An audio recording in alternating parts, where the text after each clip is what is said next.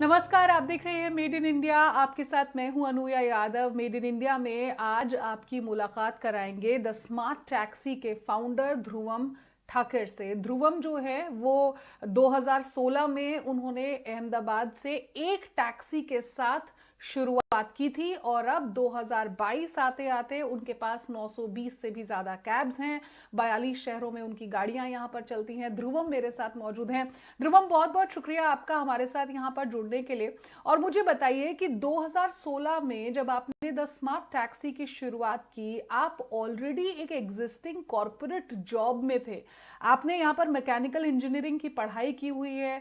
उसके बाद कैसे ये फैसला लिया और किस किस मकसद के साथ, किस सोच के साथ आपने स्मार्ट टैक्सी की शुरुआत की? सबसे पहले तो Anuya, thank you so much मुझे इस यहाँ पे प्लेटफॉर्म पे इनवाइट करने के लिए।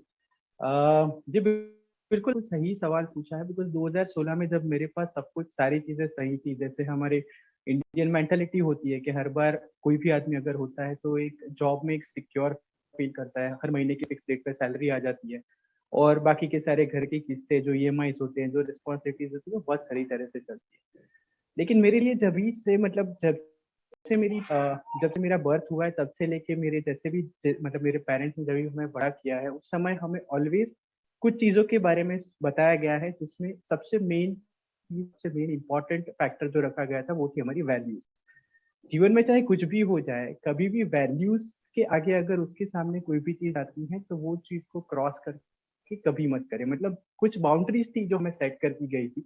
जब भी मैं जॉब का पार्ट था, काफी बार मेरे साथ ऐसे इंस्टेंसेस हुए जहाँ पे मेरी वैल्यूज इम्पैक्ट हुई, मतलब कि मेरा पर्सनल एज अ वैल्यू जब मैं देखता हूँ चीजों को, तो वो वैल्यू के अगेंस्ट में जाके मुझे काफी बार काम करने के लिए बोला गया, जो एक मेन ट्रिगरिंग फैक्टर था। दूसरी बार जब मैं दूसरा जो फैक्टर रहा है वो ऑलवेज मेरे सराउंडिंग में जितने भी मेरे रिलेटिव्स थे, फैमिली मेंबर्स थे, दोस्त थे, ये जब भी कैब्स में ट्रैवल करते थे तो उनका ऑलवेज एक पेन एरिया रहा है कि कैब अच्छी नहीं होती है, ड्राइवर्स के बिहेवियर सही नहीं रहते। तो ये कुछ पेन पॉइंट्स हमेशा से मेरे सराउंडिंग में रहे हैं, जिस मतलब और तीसरा जो मेरा खुद का एक ऑलवेज कैब ड्राइवर जो होते हैं उनके प्रति एक हमेशा से एक लगाव रहा है। मेरे खुद के कॉर्पोरेट टेनर्स में भी मैंने काफी ट्रैवल किया है। तो उस समय मैं जब उनके साथ बात करता था, उनके जीवन के बारे में जानता था, उनकी कठिनाइयों के बारे में जानता था, तो मुझे ऑलवेज ये लगता था कि ये सेक्टर और ये कम्युनिटी कुछ ऐसी है जिनके बारे में मुझे कुछ करना चाहिए।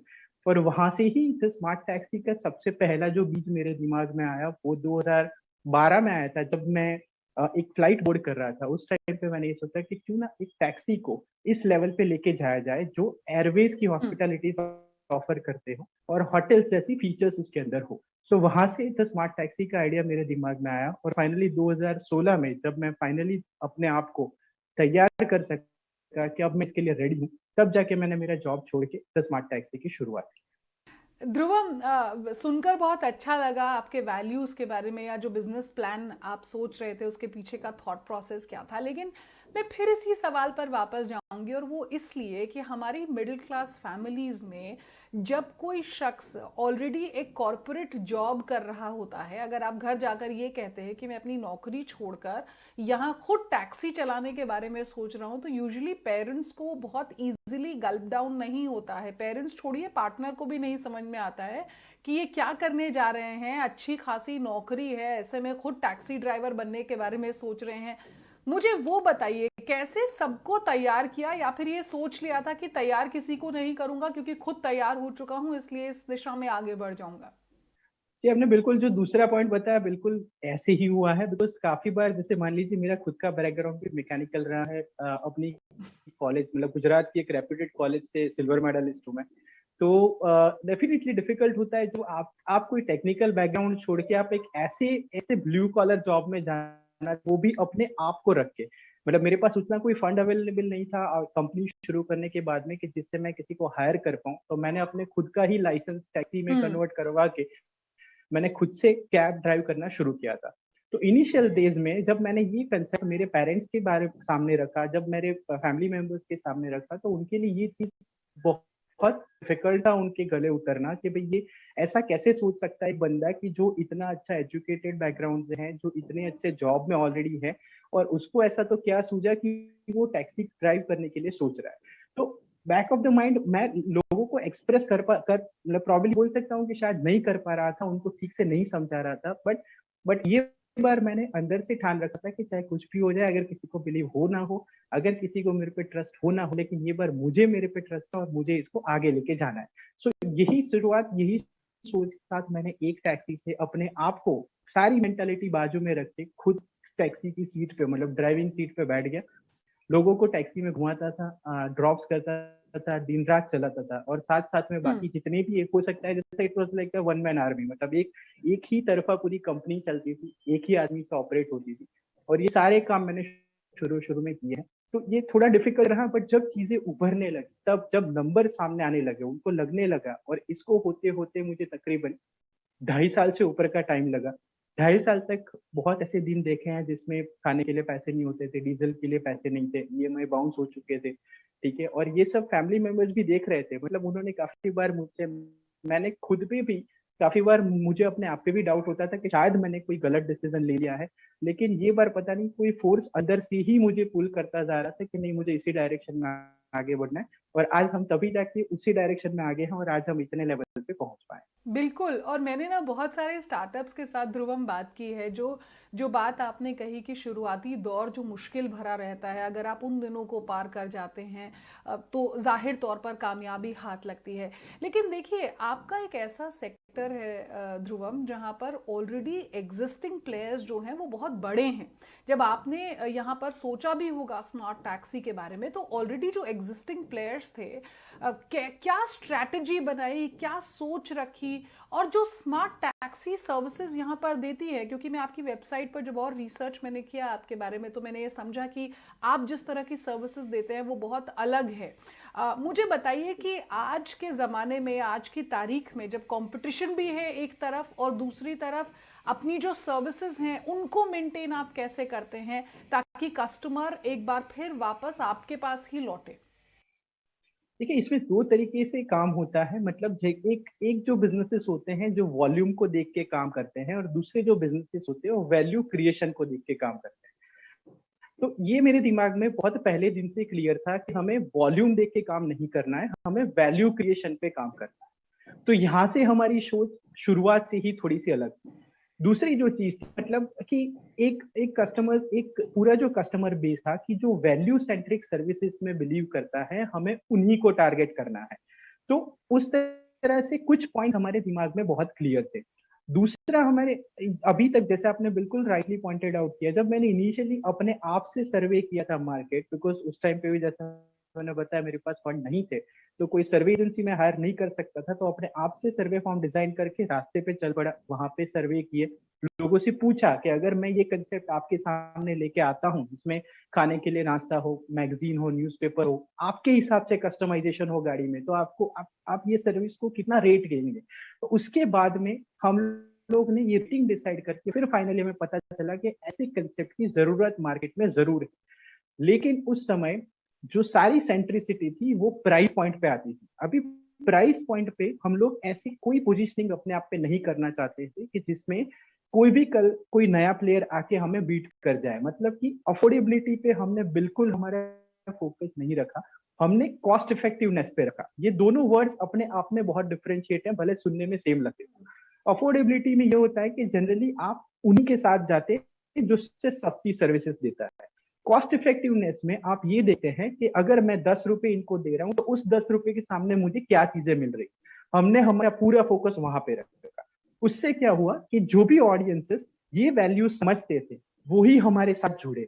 दूसरा, उन्होंने कभी प्राइस पे हमसे बार्गेन नहीं किया, लेकिन हाँ, उन्होंने एक डिमांड जरूर की कि भाई हमें जो सर्विसेज चाहिए वो सबसे बेहतरीन चाहिए, क्योंकि हम जिनके साथ, मतलब जिनके लिए आपकी ये गाड़ियां बुक करें, they are either senior citizen, या फिर कोई प्रेग्नेंट लेडी है, फिर किसी की वाइफ अकेली ट्रैवल कर रही है, किसी की बहन अकेली ट्रैवल कर रही है, या रात के टाइम पे ट्रैवल है, तो वहां पे रिलायबिलिटी हो गई, क्वालिटी हो गई, हाइजीन हो गया, ये सारे पॉइंट पे हमारा ऑलवेज फोकस रहा।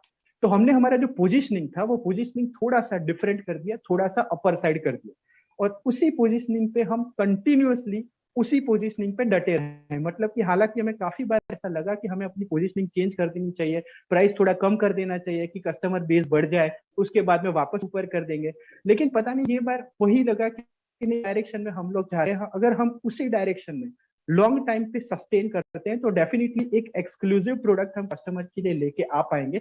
और आज वही फॉर्मूला हमारे लिए सक्सेसफुल 5 साल के बाद काम करता है। मुझे ये बताइए कि 5 साल हुए हैं फिलहाल बिजनेस को। मैं हर किसी से पूछती हूँ कि क्या सही हुआ क्या गलत हुआ, लेकिन मैं आपसे ये समझना चाहूँगी कि अगर कोई स्टार्टअप एंटरप्रेन्योर, आप देखते हैं आजकल हर कोई स्टार्टअप के क्षेत्र में आगे बढ़ रहा है, कोई स्टार्टअप एंटरप्रेन्योर है, वो अपनी जर्नी की जब शुरुआत करता है तो क्या कुछ चीज़ें उसे अपने दिल में दिमाग में रखनी चाहिए, किस सोच के साथ आगे बढ़ना चाहिए? एज एन एंटरप्रेन्योर आज आप क्या कहेंगे? जी, इसमें जब भी मेरे से ये सवाल पूछा जाता है, मेरा ऑलवेज जवाब एक ही रहता है कि हमेशा से जब आप स्टार्टअप करते हैं तो आपके स्टार्टअप की शुरुआत मतलब कि आपका जो पर्पस है, जो ध्येय है, वो ध्येय आपके ग्राउंड पे जो रियल लाइफ प्रॉब्लम्स हैं, जो कस्टमर फेस करते हैं, उनका सॉल्यूशन होना चाहिए सबसे पहले। आप भूल जाइए कि आपकी प्रॉफिटेबिलिटी, ये सारी चीजें आप अगर इस पे फोकस करते हैं कि मैं जो सर्विस यानी कि मेरी सर्विस या मेरा प्रोडक्ट अगर कस्टमर की लाइफ में कोई सुधार कर रहा है तो डेफिनेटली आपके सारे बिजनेस पैरामीटर्स एक ना एक दिन ठीक हो जाएंगे। अभी ये एक ना एक दिन हो सकता है आपके लिए कुछ महीने में आ जाए, कुछ सालों में भी आ जाए या फिर कुछ दशकों के बाद भी आए। लेकिन वहां तक दूसरी जो सबसे इंपॉर्टेंट चीज आपको रखनी जरूरी है वो है धीरज। तो आपके पास एक पेशेंस होना चाहिए, आपके पास एक धैर्य होना चाहिए कि चाहे कितनी भी बार हम्म। कुछ भी कितनी भी बार आपके पास फेलियर्स आए। ये सारी जर्नी में हम कपल ऑफ टाइम्स हमारे पास ऐसे भी केसेस हुए जहां में हमने गलत डिसीजंस लिए हैं, लेकिन उस डिसीजन को हमने ओन किया है, उसको सुधारा है, उसमें से कुछ सीखे हैं और फिर से आगे बढ़े। तो ये 3 चीजें मैं हमेशा से बताता हूँ कोई भी स्टार्टअप से कि ऑलवेज आपका कंपनी के वैल्यूएशन पे ना रखते हुए कस्टमर के वैल्यू क्रिएशन पे रखिए। दूसरा जो है वो आप अपने धैर्य बनाए रखिए, कुछ भी चीजें हो जाए, काफी बार चीजें टाइम लेती है, अपने समय उनको दीजिए पूरा। और तीसरा जो है वो आप अपनी कुछ थॉट्स, जैसे आपका पोजीशनिंग हो गया, आपके कस्टमर्स हो गए, उसको हमेशा से क्लियर रखिए। जितनी क्लैरिटी आपको अपने स्टार्टअप के बारे में होगी, उतना आपका सेल्फ कॉन्फिडेंस बढ़ेगा और हम्म। अल्टीमेटली आप उतने ही अच्छी तरह से आगे काम कर पाएंगे। बिल्कुल ध्रुवम, जाते जाते मुझे बताइए 42 शहरों में फिलहाल स्मार्ट टैक्सीज जो हैं वो अवेलेबल है। क्या मैं ये कहूँ कि 2022 खत्म होते होते ये शहरों का नंबर 50-60 से ऊपर पहुंच सकता है? सी हमारा 2022 में डेफिनेटली, बिकॉज ये 2020 से हम लोग 42 सिटीज में है, 21 में हमने कुछ ज्यादा एक्सपांड नहीं किया है, तो हम लोग उसी मॉडल में मतलब कंटिन्यू कर रहे हैं। कुछ रिफाइनमेंट्स हमने किए हैं, कुछ इनोवेशंस हम लोग कर रहे हैं। हम्म। तो 2022 में हमारा ये नंबर जो है वो सिटी मतलब नॉट ओनली वी आर, मतलब हम लोग ये नहीं सोचते कि सिर्फ इंडिया में ही हमारे नंबर्स हैं, हम ग्लोबल एक्सपांशन की तरफ भी अपना रुख कर रहे हैं। ऑलरेडी काफी उसमें काम हो चुका है, कुछ फाइनल टचअप्स देने बाकी हैं, तो हो सकता है जी। कि 2022 के एंड तक आप कुछ दूसरे सिटीज, दूसरे कंट्रीज में भी द स्मार्ट टैक्सी की प्रेजेंस नोटिस करेंगे। बहुत बहुत शुभकामनाएं आपको। बहुत बहुत खूबसूरत बात आपने आखिर में कही और बहुत अच्छा लगा ये सुनकर कि सिर्फ देश में ही नहीं बल्कि विदेश में भी अब स्मार्ट टैक्सी जो है उसका बोलबाला होगा। शुक्रिया आपका हमारे साथ यहाँ पर जुड़ने के लिए और इस बातचीत में शामिल होने के लिए।